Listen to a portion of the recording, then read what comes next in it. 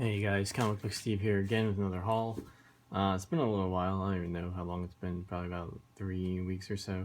I had the flu about 2 weeks ago, and it kind of put me out of commission for that whole week. It really sucks. I never had the flu before, but I was pretty much bedridden the whole time, just sleeping and fever and shivers, and it was not great. But much better now. But we also, my wife and I, put a bid on a house, and it was accepted, offer on a house, and it was accepted, and so we're gonna be getting a house soon, townhome. So a lot of our pennies we saved are going to the down payment for that. So I haven't been buying a lot of comics lately, and I probably won't be for a little while, just to kind of let our bank accounts recover a bit, because we're throwing a lot of our savings into the townhome. But it'll be fun to be a homeowner, although, all the obnoxious, like, closing fees and extra fees and all that nonsense is it's really annoying, and being an adult just kind of sucks sometimes. But it'll work out in the end. But yeah, for now, hauls are going to be a little smaller and further out. I actually am selling some books. Not I'm keeping all my Spider-Man books, but I am selling some that I had doubles of, and some of my, like, X-Men's that I'm not, like, particularly attached to. But all my Spider-Man books are staying intact. So everything I've been working towards this past, like, year or 2 years, is still hanging tight. So that's good. But anyway, enough of that. So I got some books. I got some books from a 50% off sale at New England Comics, like, 2 weekends ago, whatever their spring sale was. And then I have new releases from the past couple of weeks, which has also been pretty light. But I do got some stuff. I'm also trying not to get too many new books. Not super interested in a lot of the new storylines going on, or at least, like, they are expensive. I mean, $3.99 per book is not super great. I think I'd love to collect more if it was back in the 90s, where it was like $1.50, $1.75. It's never gonna happen, but definitely keeps me away from staying on a title for a long period of time. Yeah, but anyway, so we're gonna do the new releases first. I can't remember what came out when, actually. No, I think I do, sort of. All right, so we'll jump into it. Spider-Man number 3, Miles Morales. This is the Civil War variant. I must have missed the news article. I'm usually pretty up on, like, new variant themes they're doing, if, like, there's an article about it on one of the main sites like Newsarama or Comic Book Resources. But I must have missed this one, so I didn't realize they were doing this. But I like the aesthetic for the Civil War books, back for the first Civil War. So I think it's fun that they're doing this theme for this month for variants. Might have made more sense for May, since that's when the movie's coming out, but whatever. Some of these aren't that great. I think they could have done a better job picking artists to do these. I mean, I can't draw like this, but some of them were a little underwhelming. This one was alright, although I'm not a big fan of the spider taking up more space than Spider-Man, but, whatever. It's not bad. So I picked that up. That was cover price. That was another reason why I grabbed that over the regular version. Then I also got Black Widow. This is a great series, but this is another one where I'm like, I really enjoy it, but I don't know if I can stay on it for an extended period of time. We'll see what happens. I've only got, like, a few books on my I need to get every month list, and that's, so far right now, it's Amazing Spider-Man, Thor, and Spider-Man, the Miles Morales Spider-Man, and Spider-Gwen. Those are the ones that I make sure I get every month. Black Widow I might put on there, because I really enjoyed it so far, but we'll see how it goes. I'll give it the first arc, and then I'll make a decision after that. But this has been really fun. But again, the Civil War book, I love the aesthetic, but I feel like the art they could have picked better artists for these images. I just feel like they're really underwhelming. There were a few others that I saw for other series that I don't know, it just didn't really speak to me. I wanted to get the Amazing Spider-Man one, but I thought that one was pretty terrible, actually, so I skipped on that.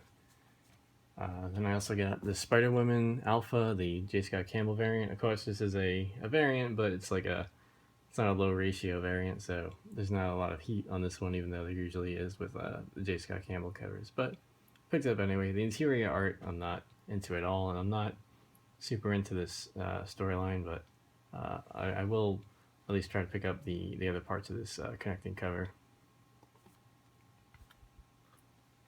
Then this week I got Unbelievable Gwenpool #1.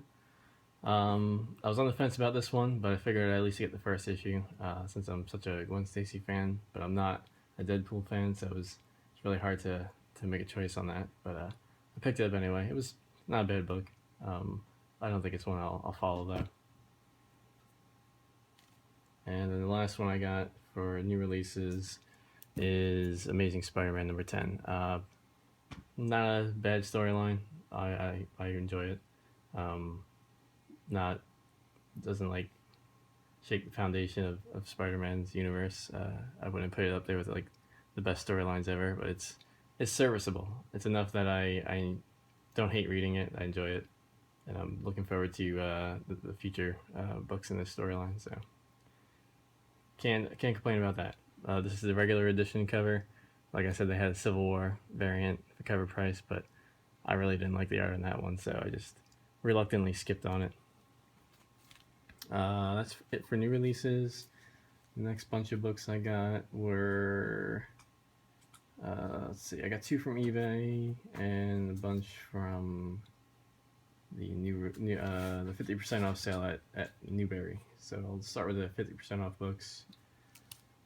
Picked up Ultimate Spider-Man '98. The only reason I got this one was because it has the first appearance of this costume and this Spider-Woman. Granted, they probably won't ever use her again because she was in the Ultimate Universe, and now that universe is gone. But I do appreciate a new costume for the Spider-Man Spider-Woman characters. So I thought I'd grab this one since it's pretty cheap. I think it was like a $1 or something after the sale. Then I also got Friendly Neighborhood #4, the variant. It's one of the ones I didn't have yet, so I thought I'd grab that. I think that was about $3. Marvel Knights, Spider-Man #22. This one wasn't like it was one of the ones I was missing, so I just figured I'd grab it. It wasn't one of the ones I was like really looking for, but I saw it there, so I thought I'd pick it up. It was another $3 one. So now I think the only ones I'm missing from this Mike Wintergo these themed variants that he did for the other books. I think I'm only missing the Black Costume one and the Spider Ham one. Black Costume one I really want. I love the Black Costume. Spider Ham one I'll get because it's the last one I need. But I'm not like super. It's not something high on my list of things to look for, but just to complete the set. They're not expensive. I think the most expensive one is probably that Scarlet Spider one because of the first time Mary Jane is in the Iron Man armor. You know, it was hot for a little while. I think it's still about $10 book, but I certainly don't really care about that. I like the Scarlet Spider. This one I got for probably like $4 something or less after the sale. Amazing 181. Just a book I saw that was a good price after the sale that I didn't already have. And then I got number 208. This was about $3. This was one of the ones I was missing from the 200 run. Now the only one that I don't have from the 200s is 207, which easy one to get. Not really expensive. It goes, varying degrees of price on eBay, and that's usually just people trying to overcharge for it. I don't think it's like a special book at all, other than being like a early 200s book. So I'm just gonna hold out until I find it for like $3 somewhere or as part of a sale, because I don't see that ever becoming like a hot book.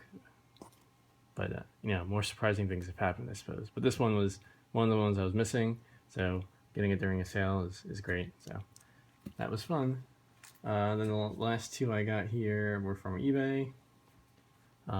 Peter Parker Spider-Man, Spectacular Spider-Man 56. It's the first time Spider-Man fights the Jack-o'-lantern, who's one of those characters that I love. I love the visual, but I don't know how they would ever do him in like a movie. I think it would be ridiculous to see a guy in a pumpkin in a movie. But you know, they can make it work, I guess. You know, I used to hate uh, Thor, and I never thought they'd be able to do him in a movie, and they made that work. So maybe they can make a guy with a pumpkin head work. But anyway, he's a cool looking character. I've always enjoyed the books that he's in, so that would be fun to get the first time he meets up with Spider-Man. It was pretty cheap. It's a Frank Miller cover, but I think I paid like 3 or 4 for it, maybe 6 after shipping. But it's a cool one, pretty nice copy. No notable defects on it. Probably like a very fine. And then the last one I got was another one that's been on my list of Spidey books to get, number 301. This one was about 15. I don't really see it go for less than 10, and that's if you're lucky to pick one up like on a slow night for eBay, or I'm sure you might be able to find one like a flea market or comic shop sale if you're lucky. So I think 15 is probably like the middle ground. You can probably find it for less if you wait. I was getting tired of waiting for it. Usually I'd see it, on a hot night, like a Sunday night, the bids would end at like 20, 25 for like a copy in this condition. So I saw it for 15, so I thought I'd jump on it. It's a newsstand copy, so that's always a nice little bonus. But it's a pretty great looking book. It's got one tick over on the side over here. That's the only really notable thing on it. So I'm pretty happy with it. So that's another one off the list for the 200 to 700 books I'm trying to get. There's definitely a few more McFarlane early 300s that I need. I can't remember offhand what they are, but those are kind of a pain in the ass to get. Like I've mentioned before, they were expensive back in the early 90s, and I feel like a lot of like comic shops still price them like that. But there are, it is popular part of the run.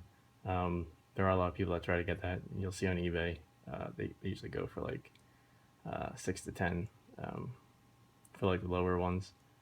So maybe they're not far off marking them high, but sometimes you'll see them for like 20, 25, and it's like, come on, guys, this is not 1992. Just chill out there, all right? But I will wait. I will be patient with this part of the run because I don't want to overpay. I didn't want to pay 15 for this, but I've had a hard time finding it for anything less than that on a regular basis. So I figured that was what it's going to be for now, and it's a cool cover, so I'm happy. Anyway, guys, that's all I got. I don't know when my next haul will be.